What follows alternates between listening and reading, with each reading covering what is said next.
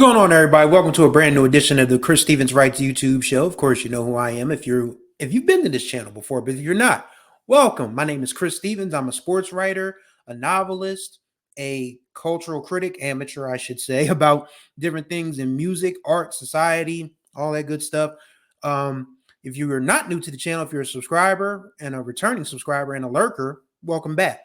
I invite you to subscribe, tap the notification bell to be notified of all the new content that drops on this channel. There's going to be a lot dropping, even though my busy season at work just started this week. I'll probably talk more about that in another episode because I want to keep this one short because I'm going to try something new.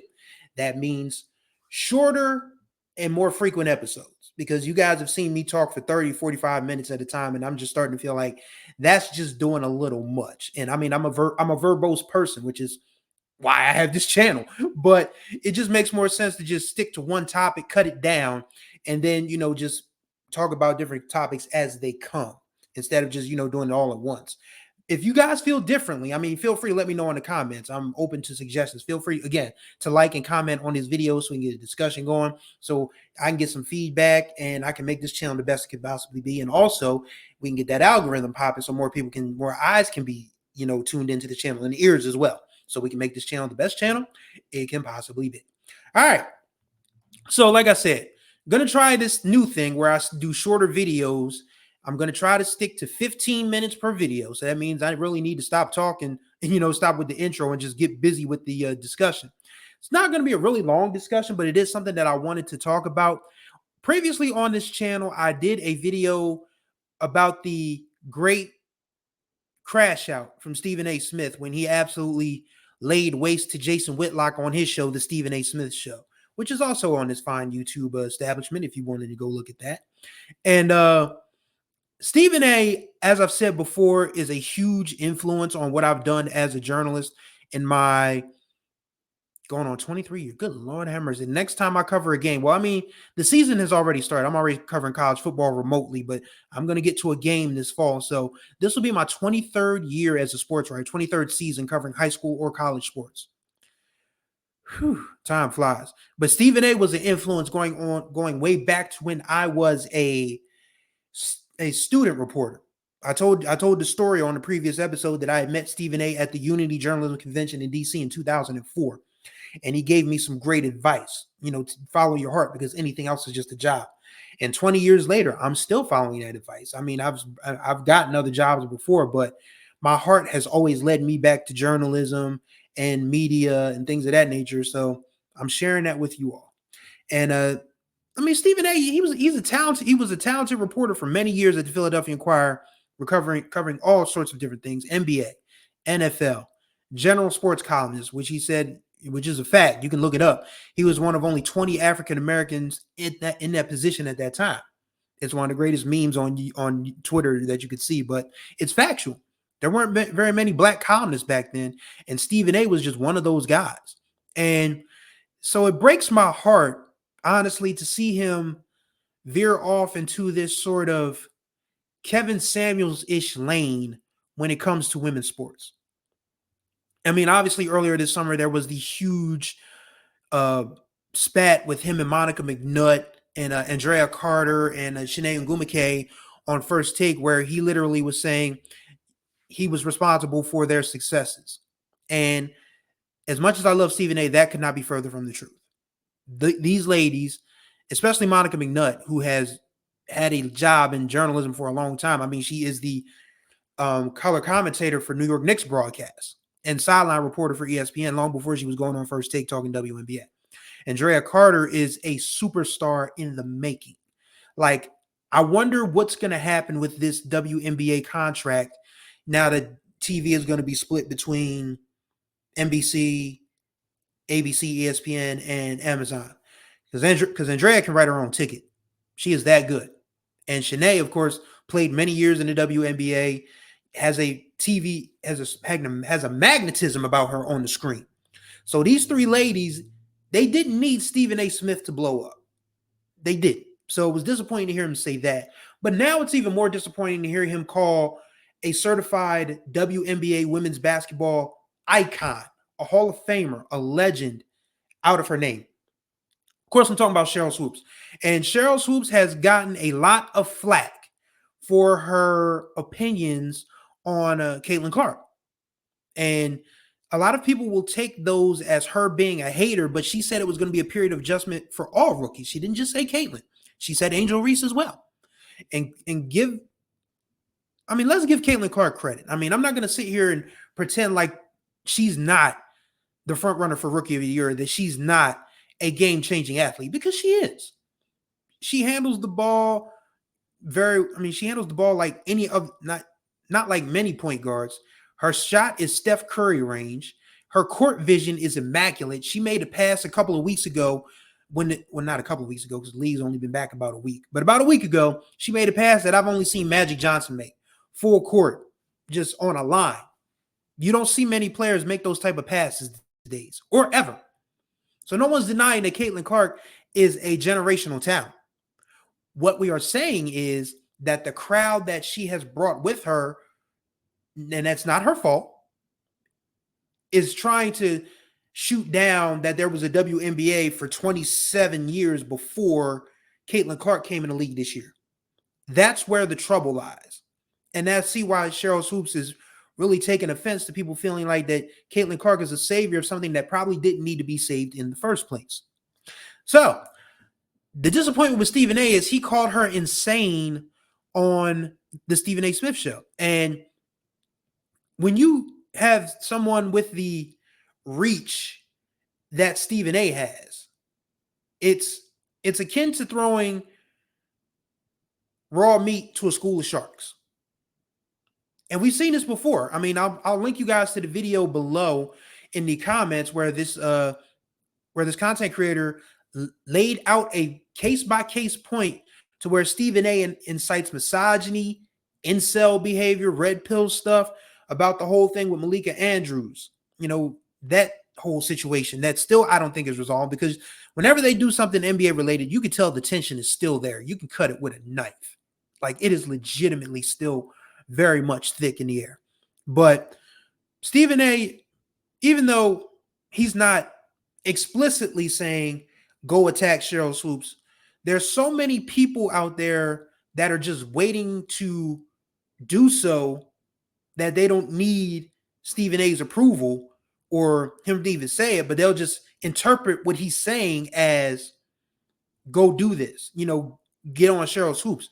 And I know that's not what Stephen A's intent is, but still at the same time, he needs to understand that he has a platform, a huge platform. I mean, this is the hardest working dude in sports journalism. He's on First Take. He's on NBA Today. He has his own YouTube show, which I'm not going to lie, is partially modeled. This show is partially modeled after. I'd be lying to you if I said that wasn't true. You got to give your influencers props. I do it all the time. When I started my podcast in 2011, God, that was a long time ago. All Subjects Everything was a long time ago. If you're not familiar with All Subjects Everything, boy, did you miss the boat on that one. That was a fun internet radio show that I had back in the early 2010s, boy. Let me tell you, we did some shit on there. But that, unfortunately, that has been long gone. And thanks to the foolishness of Blog Talk Radio's wacky internet archive, those episodes are lost forever. Sad to say. But yes, All Subjects Everything was my first podcast. But my influences at the time were Bomani Jones's Morning Jones radio show, Jared Carter's HBCU Digest, and Stephen A's radio show. Those three. That's it. That's the list. Because when I wanted to get into podcasting, because people have always, said, you got a lot of opinions about a lot of stuff. And I've been podcasting for 13 years, going on 14 years. So, yes, Stephen A is an influence. I'm not going to sit here and deny that, but I also have to be honest and say that watching him kind of devolve to this caricature of himself and this character and this mascot for misogyny is frustrating as hell. It is. And I mean, that it's not going to take much.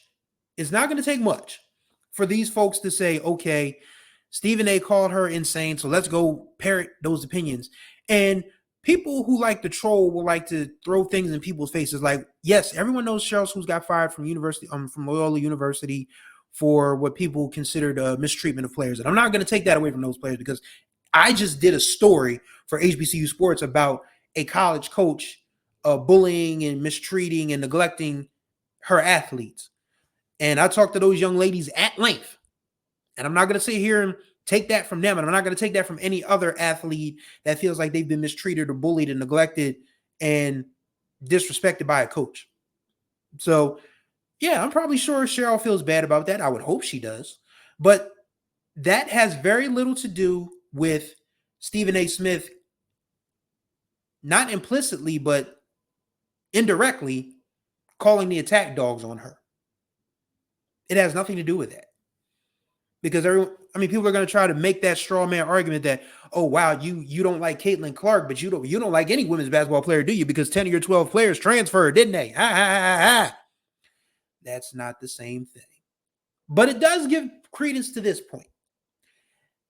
Great athletes seldom make great coaches or talent evaluators or executives.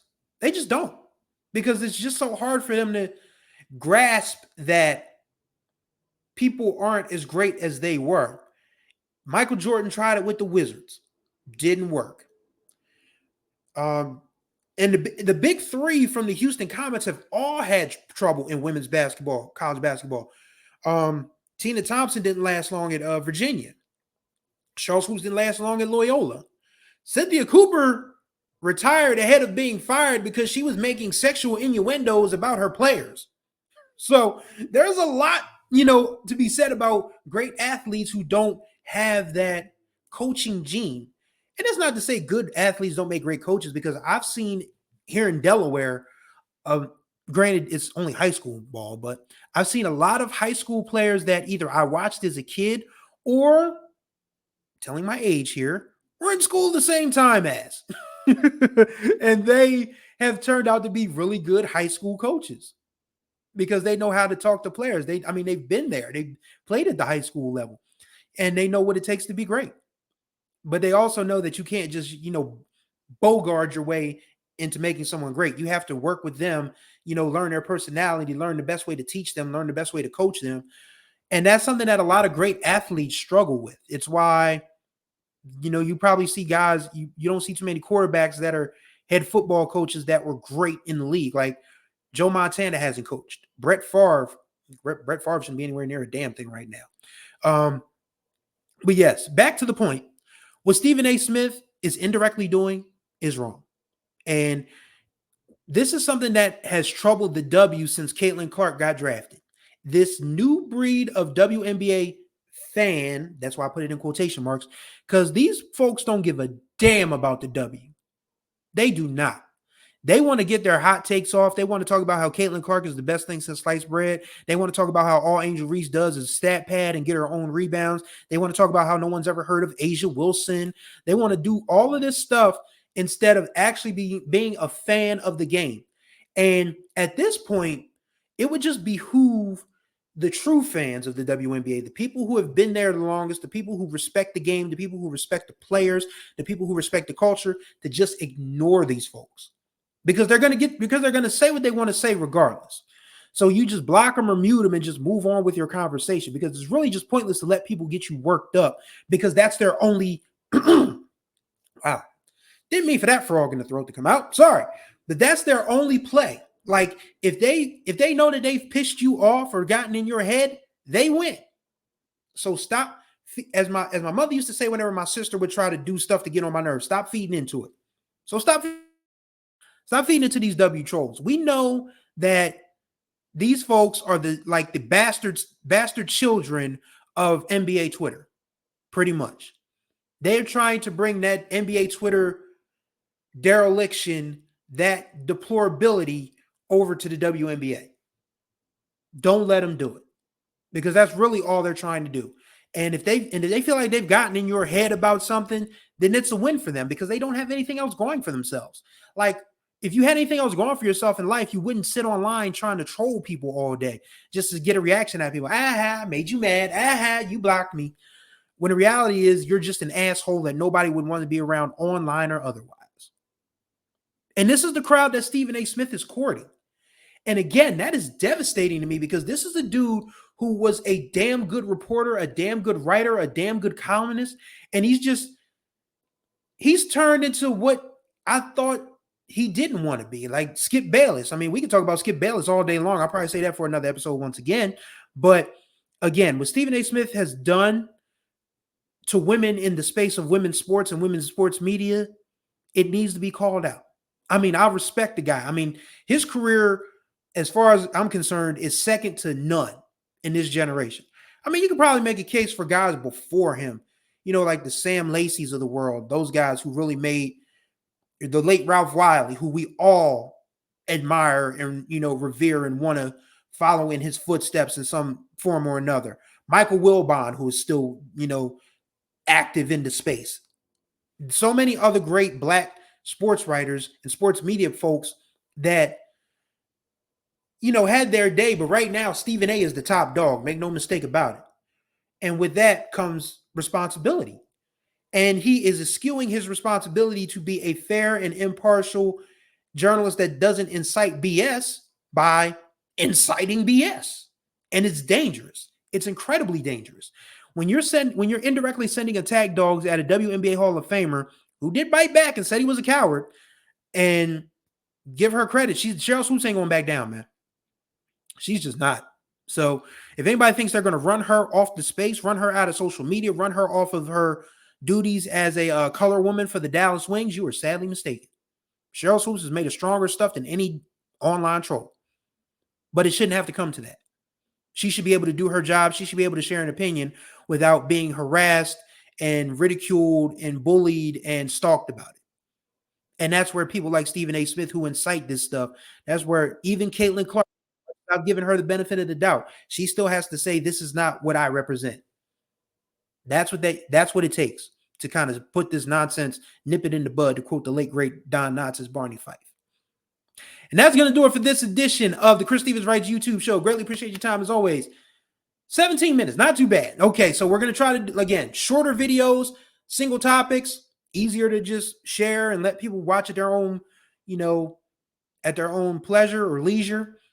Once again, thank you all for watching. Like and comment on the videos so we can have a discussion going. Be sure to subscribe and tap the notification bell so you can be notified of all the new content that drops on this channel. All the contact information for me as well, social media handles, email if you want to reach out, all in the description below. So thank y'all for watching. So until next time we speak, which will be again this week, y'all be good or be good at it.